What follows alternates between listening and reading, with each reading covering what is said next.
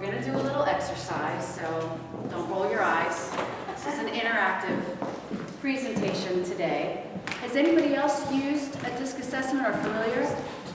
Oh, wow, okay.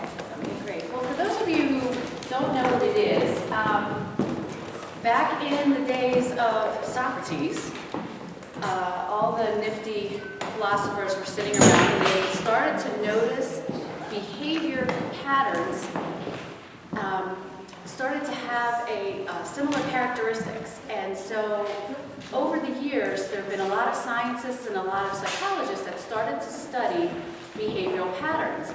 Most notably, back in the 20s, Dr. James Marston started to look at behavioral patterns a little more closely, and what he did was assigned a characteristic. He found that we are driven by 4 primary intrinsic drives that really motivate and create these behavioral patterns.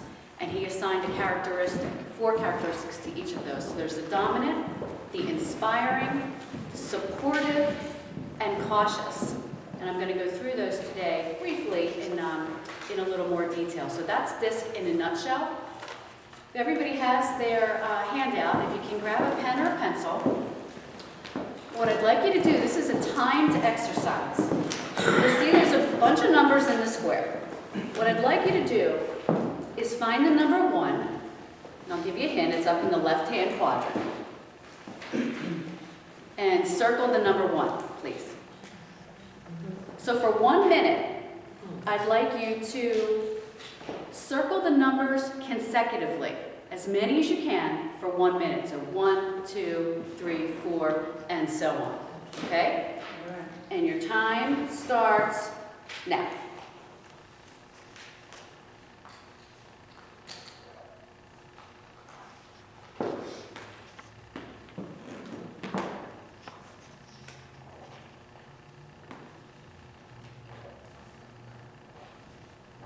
No cheating. Eyes on your own paper.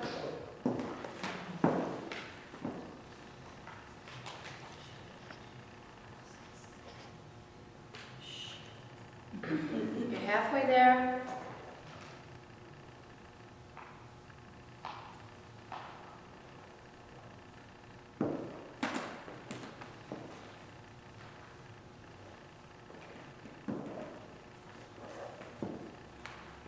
Ten seconds.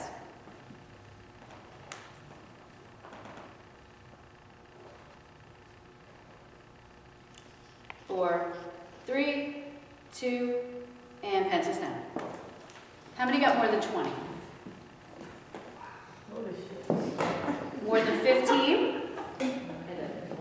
More than 10? Anybody less than 10? Okay. What I'd like you to do, see where the number 66 is, the very top, right in the center, there's a little tick mark. Take your pen and draw a tick mark. Say if that's 12 o'clock, take that all the way down to 6 o'clock. You'll find another little tick mark by the number 84. Now go over to the number 79, which is around 9 o'clock. A little tick mark there. Draw a line all the way across to 3 o'clock, right by the 80. And it should look like this. You should have 4 quadrants. So let's go to quadrant, the upper left. You see the number 1. Now look to your right. You see the number 2. Bottom left, 3, 4. Go back up to the left, 5, 6. See how they start to follow that pattern? Isn't it easy? Now that you know it. Okay, here we go. We're going to do this one more time, and this should be a little bit easier. Timed exercise, 1 minute. I'd like you to mark an X on each of these numbers, starting with the number 1, consecutively, as many as you can for 1 minute. Ready? Go. Now I gave you a head start, so this should be a lot easier now.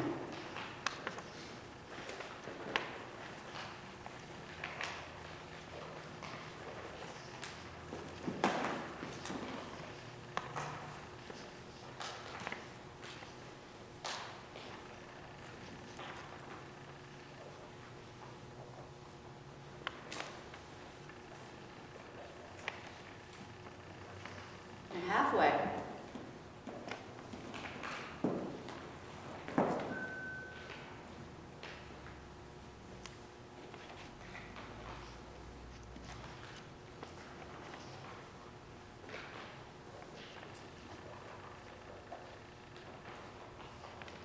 Less than 10.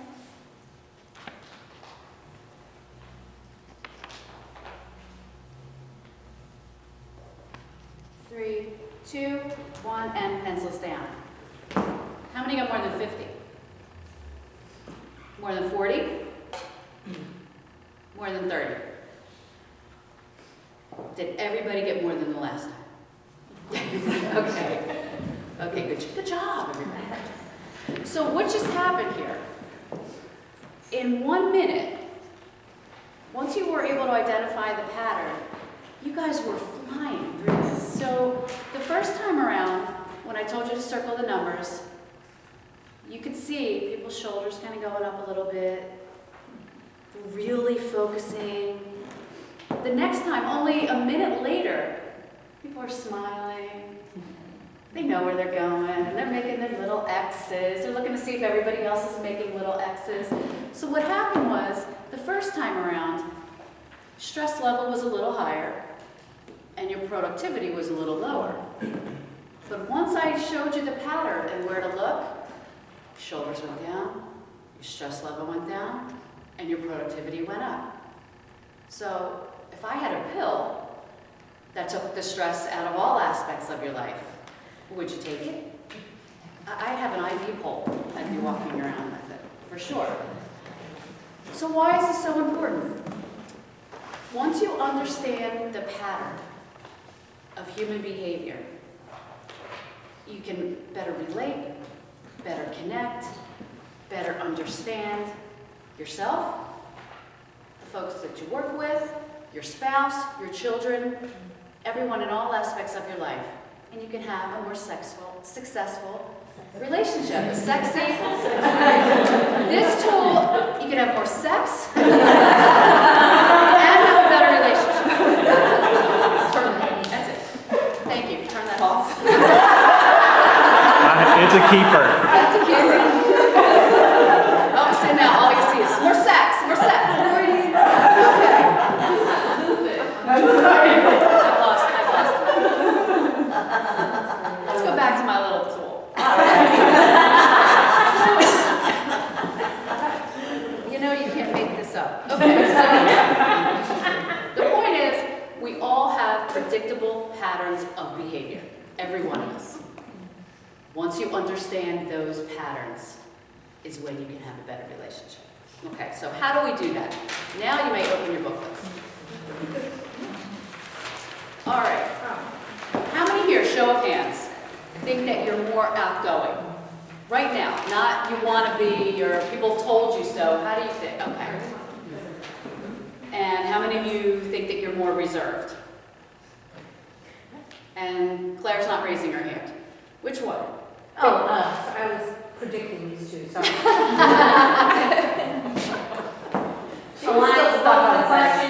Yeah, Okay. I'm not reserved. Okay. So whatever the other one was. Whatever the other one. Outgoing. Okay. For my folks who said they were outgoing, how many of you think you're more task-oriented or more people-oriented? How many task-oriented? Raise your hand. And my other outgoing, you think you're more people-oriented. Okay. My outgoing, task-oriented people, please stand. It's close. Okay. Yeah, how you see yourself today. Okay. You, my lovely ladies, are what we call the dominant personality style. So, each of these personality styles, get up. Each of these personality styles have what we call a fuel, a real, genuine motivator that gets you going, that really makes you tick. Your fuel is a challenge, a goal. Show me the way, what do I need to do, and I'm just going to go right after it. Does that resonate with you guys? Okay. So, the happiest days of your parents' lives were when you left the house. Because they had their house back, right? All the controls that they had their house back. Okay, you can sit down. That was positive, right? My outgoing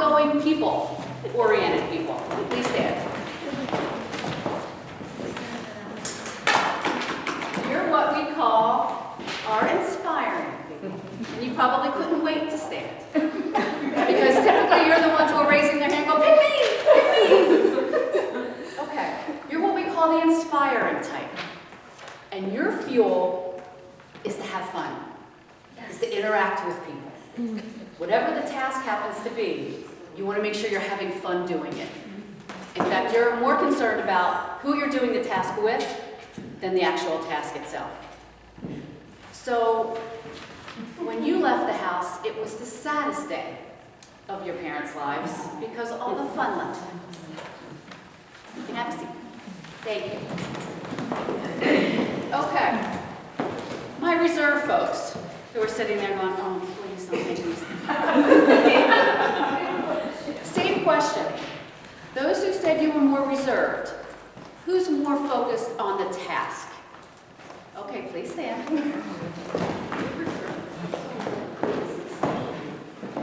Are the boring ones? No, you're gonna love this. You guys are what we call the supportive type. And you are the nicest and sweetest people in the world. I agree. So your main motivator is peace and love and harmony. Why can't we all get along? You are the ultimate team player. So you haven't left the house yet. You may not be living in the basement, but you're not living very far. Okay? Okay, you can have a seat. And my reserved folks who are more focused on the task. Oh, that was the task. Oh, I'm sorry. That was the people. That's why I didn't resonate. Yes, okay. I was like, wait, that all sounds like me. Yes, that was the people. Yeah. Where are my, so you were, where are my tasks? Okay. I think those were the same. They were, yeah, okay. We've got a cautious type, and they're very similar in reserved and more focused on the data behind it. You have a method. You like to analyze. You like to be right. You like to be correct. And your fuel's quality answers. Okay, so let's start with the dominant folks. Oh, you know what, I'm sorry. For our cautious type, you not only left the house, but you've bought the house out from your parents and are now leasing it back to them. Okay, sorry about that, sorry. Okay, so let's go up to the upper left, the dominant. And I'm not going to read all of these, I'm just going to give you a couple characteristics. You can write them down if you want to know more. Absolutely, come see me after.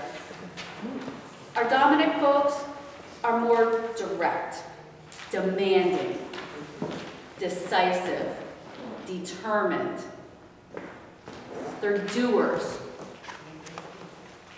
But when all these strengths are pushed a little too far, you can, I hate to say weaknesses because it has such a negative connotation, but they can be what we call blind spots. And your strengths should carry you, but your blind spots should concern you. And so when your strengths are pushed too far, that blind spot, if people don't know you and people don't understand your style, you can come across to them as defiant. It's your way or the highway. Not a lot of emotion, not time for a lot of feelings. So you have to keep that in mind, keep that blind spot in mind. So how do you connect? Well, they like to win. They like to plan for the future. They like new ideas, results. They like to be their own boss. They like to move fast. And here's where that fuel comes back in. They like a challenge. So the dominant personality types represent about 10% of the population. That's it. That's it. Thank God. Thank God. Because you're all pain in the butt. You know who else? Can anybody think of somebody not in this room who you would think automatically is a D personality? Oh. There you go. Donald Trump. I think he's also an I too, because I think he really wants to be liked. I think he has a huge ego and he wants everybody to like him. But each of these styles, the dominant, inspiring, supportive, and cautious style, they're all leaders. They can all be leaders. I don't want anybody to say, oh, I'm reserved and I'm cautious, I can't be a leader. That's not true. But for the dominant style, it just comes more naturally. So they're natural born leaders. Okay, let's move on to our inspiring type. They're intense. They're impressive. The last movie they saw was their favorite movie. They like to be involved. They're interactive. They are illogical. That's their blind spot. Illogical. And please don't, everybody who stood up, and I'm including myself, yes. Would that mean that they're speaking more from their heart rather than their jumbled brain? Yeah, that's a good question. You'll find that they're very focused on people, and I can speak for myself. Have you ever heard of shiny object syndrome? Yeah. Squirrel. So there's a lot of feeling involved. There's a lot of being around other people, trying to be everything to everyone. So sure, you can get a little jumbled because you're starting a task and 5 minutes later you're starting something else, and sure enough, I don't know how many windows you have open, but if my computer screen was this long, I would have a window that was just women. They would just no. So, true story, illogical. So my husband and I, we just had our 25th wedding anniversary in September. So we've been together forever, child bride, mail order bride. And so we were having a conversation about something, and he's a D, and he's very, here's how we're going to do things, and he's very logical, blah, blah, blah. And I'm an I, and I'm all, emotion, and irrational, blah, blah, blah. And he's like, you know what? That's just cath logic. Just what? Cath logic. That's good. That's a nice. That's great. Cath logic. And so when I started going through this and I saw the training, I thought illogical. I'm like, I just crossed it out and put cath logic. I'm not illogical, but it was so funny. So he nailed this 29 years ago. It's cath logic, it's Claire logic, it's Jen logic. It's just your logic and how you rationalize everything. So you guys are super sensitive, is that what you're saying? Well, we feel. That's what I mean, like We illogical. feel and then everything, wanting to say, everything. "Well, wait a minute. Yeah. Why? We care about how we say things. Yes. Because at the end of the day, our fuel is we want to be liked. We like that little atta-girl or atta-boy. It goes a long way, that recognition. Can I just say something? Yeah. One thing to keep in mind is that we are almost all of us a combination of two primary of these, so if you feel like you're in another category, you probably are. Thank you for saying that. We are a blend of all four of these personalities. What you're going to find when taking the assessment, that you're going to show up as higher in one or two of these traits, and that's just because those characteristics come more naturally to you. That's all. But we are a blend of all four. Thank you, Claire. So the I's, you want to connect with an I, they like to be liked. They like to express their ideas, opinions, and feelings. They like to be in front of a group. They like surprises. Although I don't like surprise parties. Depends on the surprise. And you know why I don't like that? Because surprise parties bring so many people together from so many different parts of your life that the whole time I worry whether everybody else is having a good time. Yeah. And so that's why I don't like that. I like to know who I'm going out with, and then I can be that person with them, because everybody has their different group of friends that you compartmentalize. They like lots of fun activities, and they like recognition. Any questions about the D's or the I's so far? Okay. And one other thing is, Yeah. the percentages of the way the Oh. population fall out. 25 to 30% Our eyes. are I's. 10% are D's. 10% are D's. Yes. So if you think of an example of an I, you can say anybody in Hollywood. Anybody that wants to be on the stage. I always wanted to be a backup singer. One of my goals is to somehow be in a music video. It could happen. I see you smirking. It could happen. It could be right now. It could be happening. YouTube. Wesley's putting together a band, and maybe I can be behind that. But Just say now. after You're bingo, on video. feelings. Nothing more than feelings. Okay, let's talk about our sweet, supportive folks. Okay? You're so great. Let's just start out by saying 30 to 35% of the population are S's, and we're so happy to have you. So, they like to be accepted. They like teamwork. They are the ultimate team player. They're going to make sure that everybody else's needs are met on the team before their own. They like cooperation.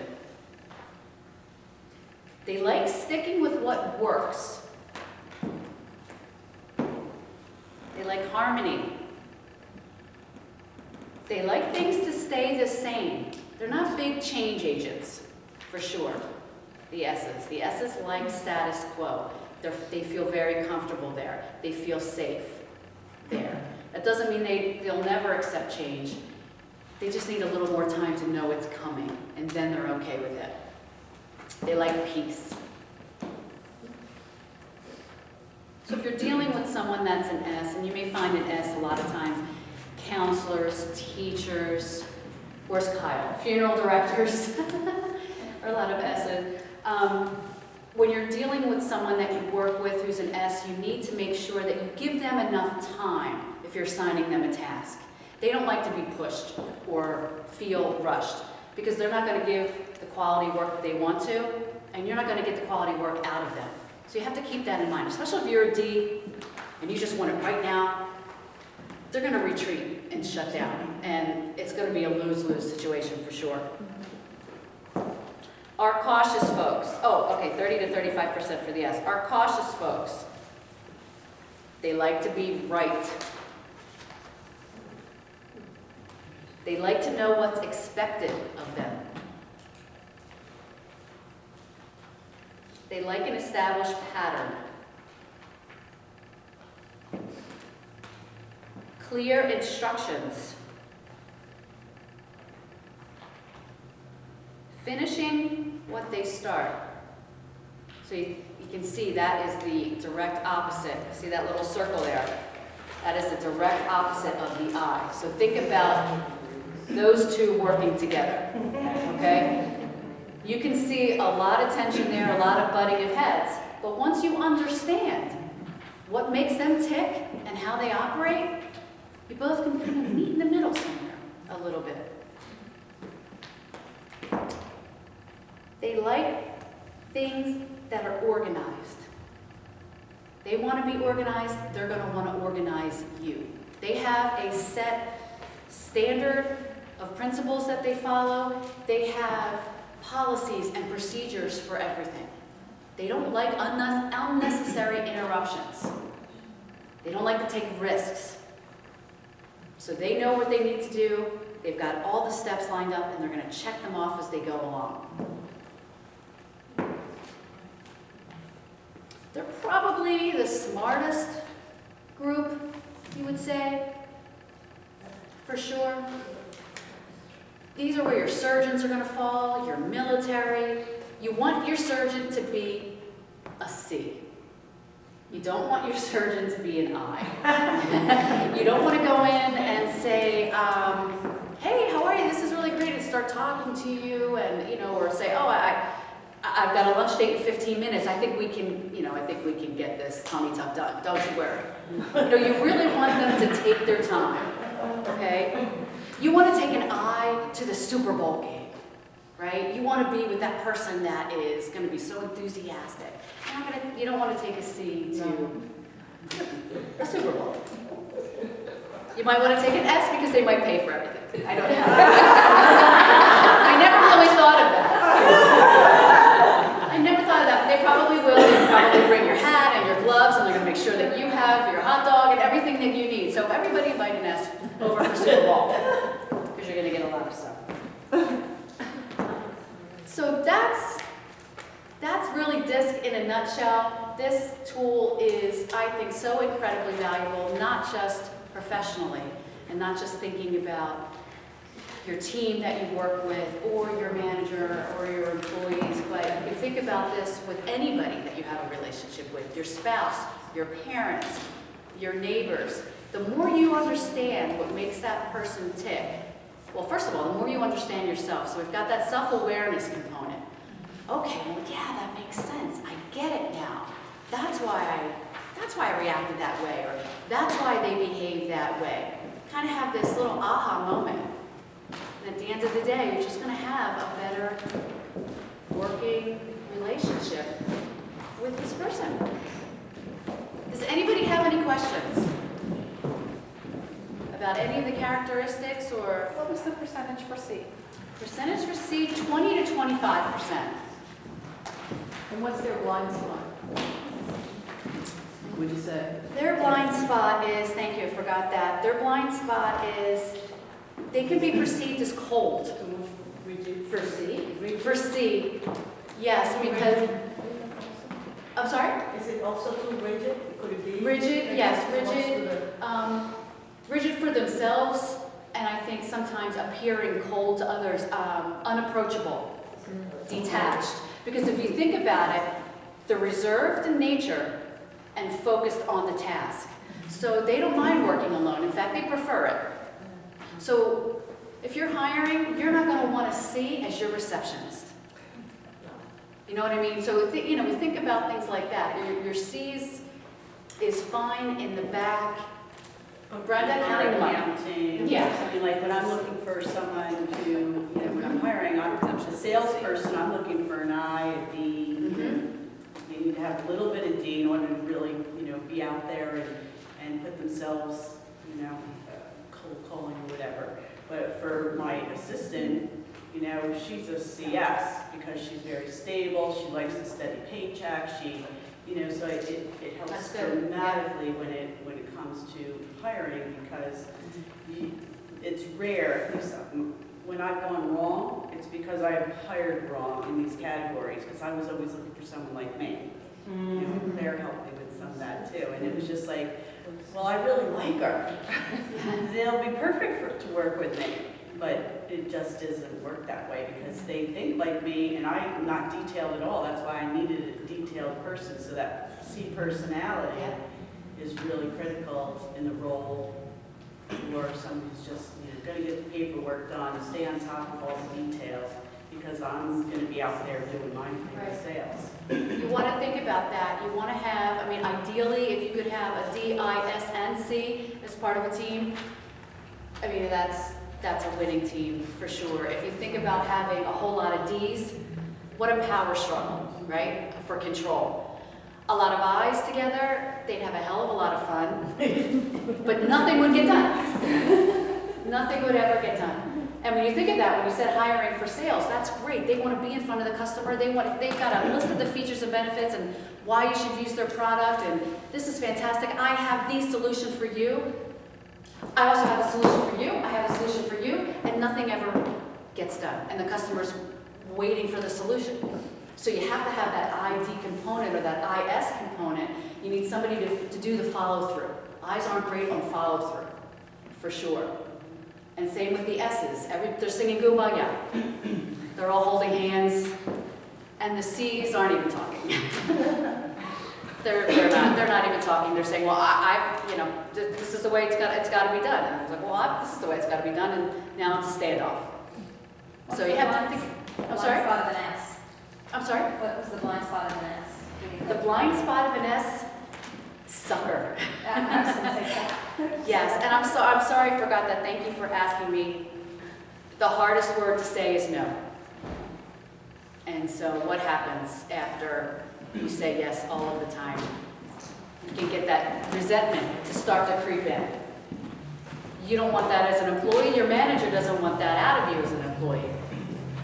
You know, I'm just realizing how when I transitioned from corporate to be an entrepreneur, how hard it was and still is. And it's because I have a very small team, so I have to navigate, unfortunately, the eyes of the, all of the other areas that I'm not. So it's just, I never thought about it that way. Why some things were so uncomfortable for me when I was successful before, right? Well, you'll find that the old adage, nature versus nurture. Mhm. So your personality style, when we do the assessment, we take a look at an environmental side and a natural side, and we base your personality style based on the natural side. That's your hardwiring, that's your DNA, and those core characteristics are not going to change over time. You can take this test 5, 10 years later, you may see a little differences in the percentages, but those core characteristics are going to be there. But if you look at your environment over time, that's where you're going to see the changes. That's going to be a little more flexible based on your environment, for sure. Yeah. I find this very fascinating. Oh, Because glad. when I was, my first 20 years of my life, I was like afraid of my own shadow. I was the opposite of what I am now. And life challenges made me into a I. And maybe it's because I always was an It's I. always there. Yep. But I was too shy and reserved to find it. So that's a possibility. But it was in there, for sure. It just I needed think to at your, come out. I think at your core, Judy, you love to be around people. You like to interact with people. You like to have fun. I think that's at your core. Different situations put you in, different environments put you in different situations, for sure. But I think at My your core, environment as a young that's who woman you are. was, that caused me to be that way. Mhm. Yes, that's true. That makes sense. Are you offering this? Right now? Or yeah, you're gonna, because I'm just encouraging people, if you haven't had your DISC assessment done, it's very helpful. It helps you see where you can improve. For example, I have 6 degrees of C, which is like you can hardly even see it in the bars. So it was on my bulletin board, now I have details, because I know that it's really one of my blind spots.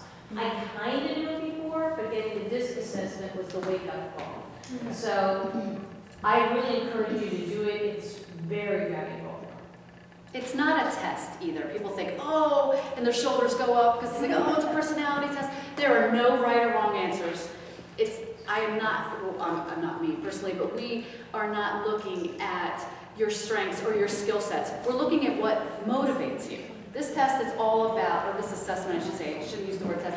This is all about you and creating that self-awareness. Yes, Joanna? So years ago, this was 14 years ago, I took the Berkman test. How does that differ between this and that? 'Cause I think there's similarities. I think, conceptually, it's the same, and there are a lot of different assessments out there. We're all, it all drives to get down to what truly motivates you. And it would be interesting to see if you took the DISC in that, where you Yeah, would see the similarities. Yeah, But you would probably, some of those things, I'm like, yeah, I fit into similar Yeah. categories just based on what I remember. And I'm like, oh yeah, it was mostly this and that one too.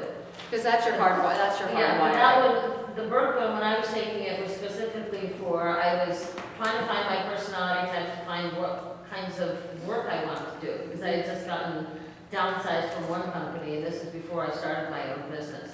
But it's just interesting. There's so many of them out there. Yeah. And it's trying to understand which one works for what kind of application. Well, thank you so much. And if Thank have you, questions, everyone.